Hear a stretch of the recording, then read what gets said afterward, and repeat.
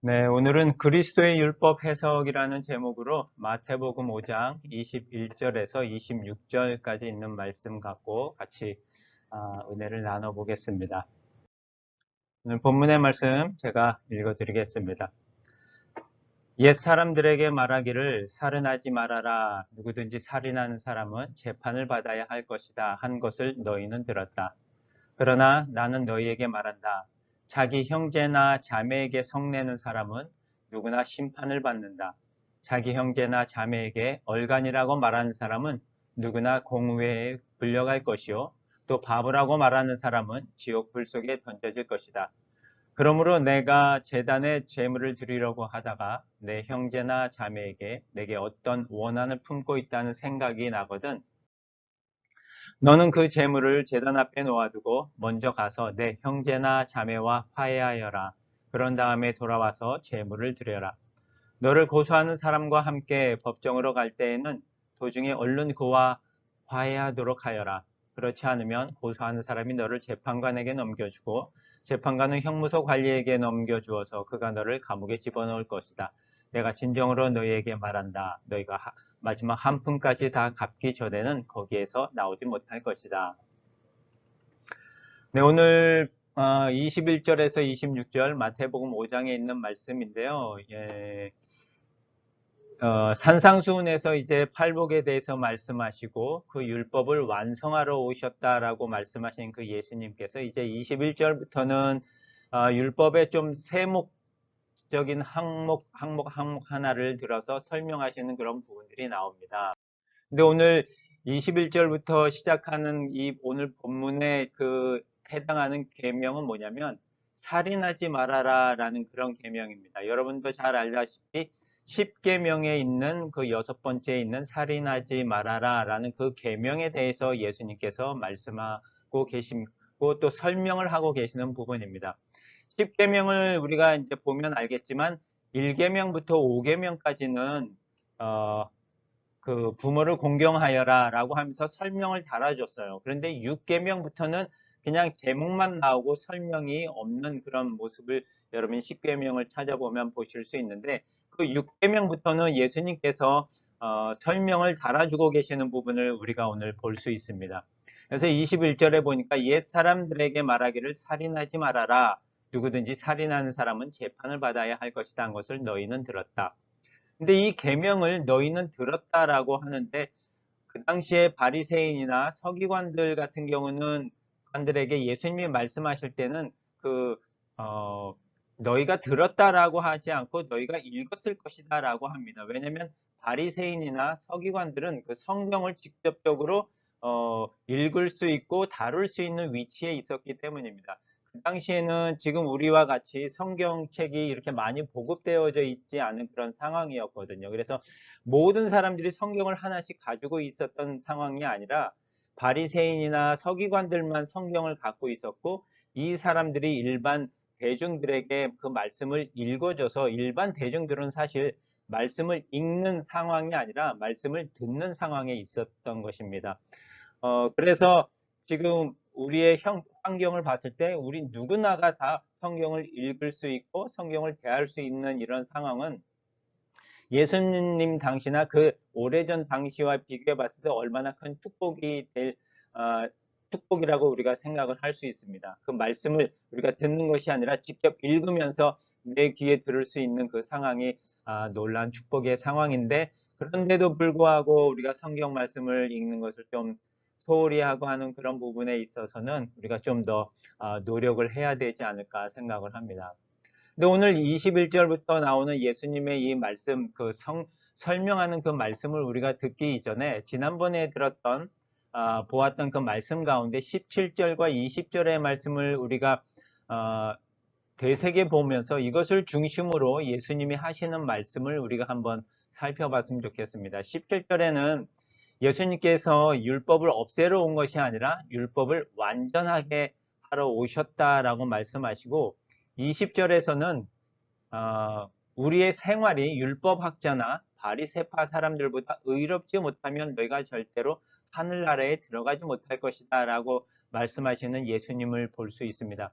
예수님께서 우리의 의가 결코 율법학자나 바리새파보다 나아질 수가 없는 그런 불가능한 상황이었는데, 그런 상황에서 율법으로 의롭게 되지 못한 그런 상황에서 예수님을 통해서 우리가 의롭게 되었다라는 그런 말씀을 우리에게 전해주고 계십니다. 그래서 이 율법이나 이것을 없애러 온 것이 아니라 완전하게 하러 오신 그 예수님의 그 상황에 맞춰서 율법을 조목조목 어떻게 해석하시는지, 그런 부분을 우리가 한번 눈여겨봤으면 좋겠습니다. 예수님께서 21절에는 너희가 이러이러한 말씀을 들었다라고 하면서 22절에는 어떻게 말씀하시냐면, 그러나 나는 너희에게 말한다라고 하면서 이 율법에 대한 권위를 갖고 예수님께서 새로운 법을 우리에게 말씀하시고 또 선포하고 계신다라는 부분을 우리가 주목하면 좋을 것 같습니다.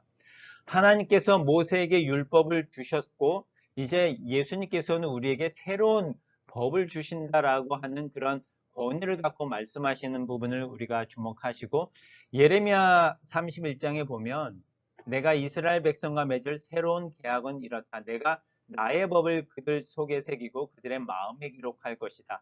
그리고 나는 그들의 하나님이 되고 그들은 내 백성이 될 것이다. 이제 예수님께서 그 옛날에 주어졌던 그 법에 대해서 새롭게 해석을 하시면서 우리에게 새로운 법을, 예레미야 31장에서 주어진 그 새로운 법을 우리에게 지금 말씀하고 계신다라는 것입니다. 율법을 해석하는 부분도 있지만 그것에 대해서 새로운 법을 우리에게 주어주고 계시는 예수님의 모습을 우리가 주목하면 좋겠습니다. 그러면서 살인하지 말아라 라고 하는 그 계명에 대해서 새로운 법을 어떻게 주셨냐면 22절부터 23절 계속해서 주어주시는데, 살인하지 말라라고 하면서 예수님이 22절에는 자기 형제나 자매에게 성내는 사람은 누구나 심판을 받는다. 또 자기 형제나 자매에게 얼간이라고 말하는 사람도 공의에 불려갈 것이고, 바보라고 말하는 사람도 지옥 불속에 던져질 것이다. 살인이라고 하는 눈에 보이는 구체적인 행위가 살인이 아니라 그 살인에 담고 있는 넓은 의미의 살인에 대해서 예수님이 말씀하고 계시는데, 바로 분노라고 하는 거에 대해서 또 그와 관련된 말에 대해서도 살인과 동일한 것이다 라고 말씀하고 계시는 예수님의 그 율법의 해석과 새로운 법을 우리가 좀 눈여겨보면 좋을 것 같습니다. 그리고 23절에도 제단의 제물을 드리려고 하다가 내 형제나 자매가 내게 어떤 원한을 품고 있다는 생각이 나거든 너는 그 제물을 제단 앞에 놓아두고 먼저 가서 형제나 자매와 화해하여라. 그런 다음에 돌아와서 제물을 드려라.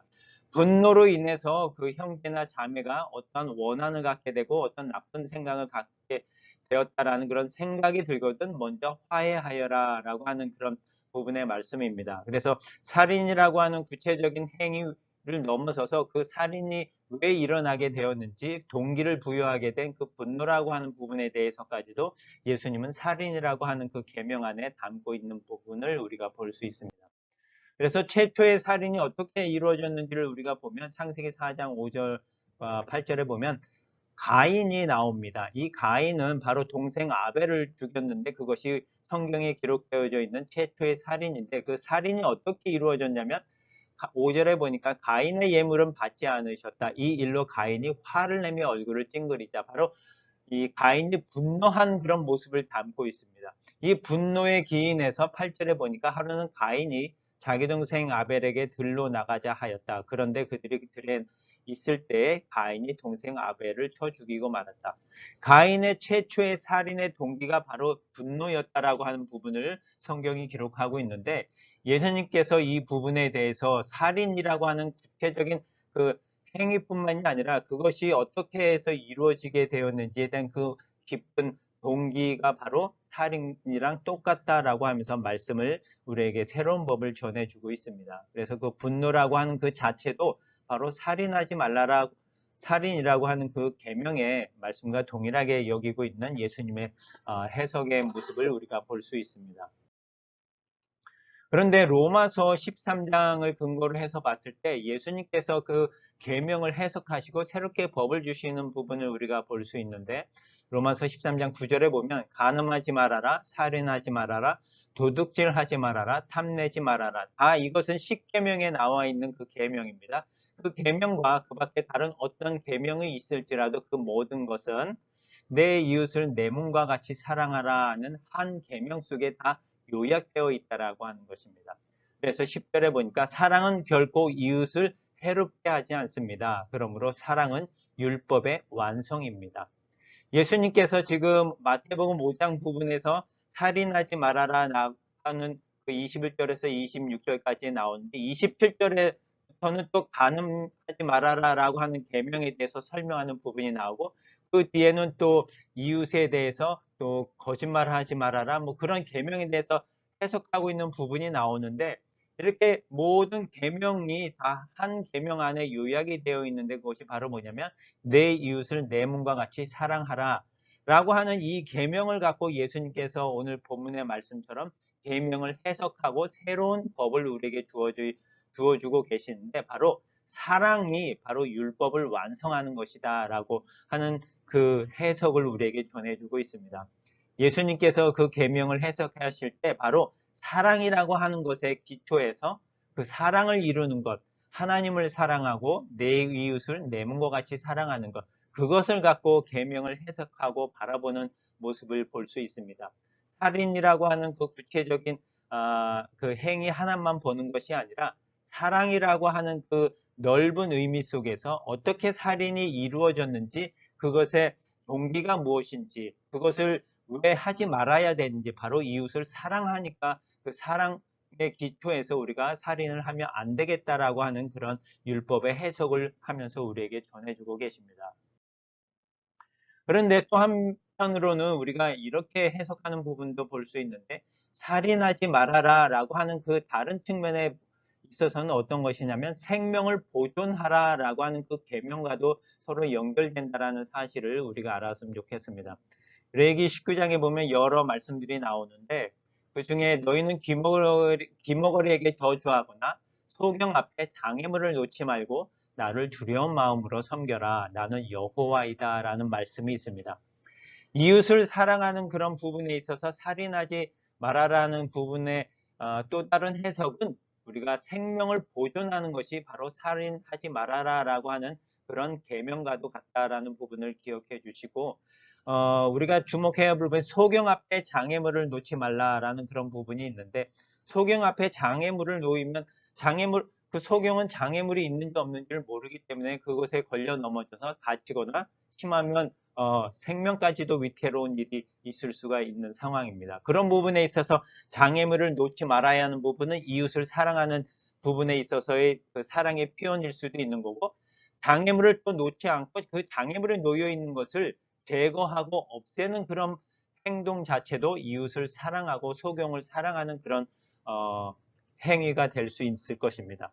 그런 면에서 우리가 비전 케어와 같이 그런 소경과 또 시각 장애를 겪고 있는 사람들 앞에 장애물을 놓지 않고 또 장애물이 놓여 있는 장애물을 치우고 없애는 그런 우리의 활동이나 행동 자체가 큰 의미에서는 생명을 보존하고 또 생명을 이어나가며 이웃을 사랑하는 그런 우리의 활동이나 행동일 수도 있겠다라는 그런 생각을 해봅니다.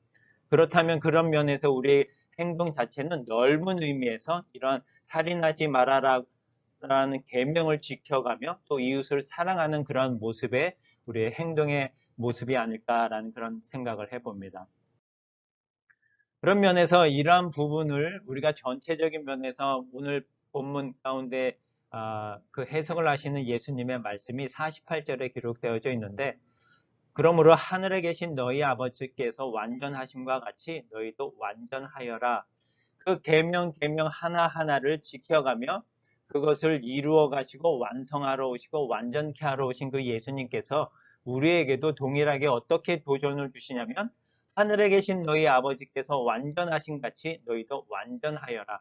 그 계명 하나하나를 지키기 위해서 또 넓은 의미에서 그 계명을 지키기 위해서 완전하게 지켜가기 위한 노력들을 우리에게 예수님께서 부탁하고 계시고 또 말씀하고 계시는 부분을 볼 수 있습니다.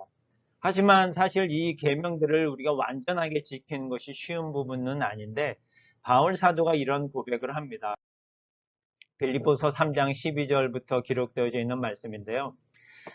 내가 이 모든 것을 이미 얻었다는 것도 아니며 완전해졌다는 것도 아닙니다. 사실 그 계명을 지키는 부분에 있어서 완전하게 지키지 못한 부분에 대한 바울 사도의 고백입니다. 하지만 그리스도 예수님이 나를 위해 마련하신 상을 받으려고 계속 달려가고 있습니다.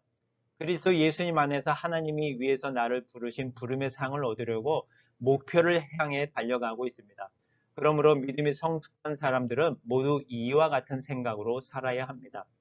우리에게 그 말씀을 지키며 하나님과 같이 완전하라고 예수님께서 말씀하셨지만 바울 사도가 사실 완전해졌다는 것은 아직은 아닙니다라는 그런 고백을 합니다. 우리의 부족함을 고백합니다. 하지만 그 부족한 가운데에서도 그것을 얻으려고 열심히 달려가고 있는 바울 사도의 그 노력과 또 열심히 그 상을 향해 달려가고 있는 모습을 우리에게 도전으로 보여주고 있으며, 이러한 생각으로 열심히 그것을 이루려고 하는 그런 생각으로 우리가 살아가야 된다라고 우리에게 말씀하고 있는 바울 사도의 고백을 봅니다. 바울 사도처럼 우리도 이러한 고백을 하면서 매일매일 열심히 달려가야 하는 것이 우리의 삶의 모습이고, 우리가 또 그 계명을 지켜가야 되는 그런 모습이 아닌가 합니다. 이런 바울 사도의 고백처럼 저희도 늘 부족하지만 또 완전을 향해서 또 그 부르심의 상을 얻기 위해서 열심히 달려가고 있는 저와 여러분이 되었으면 좋겠습니다. 기도하겠습니다.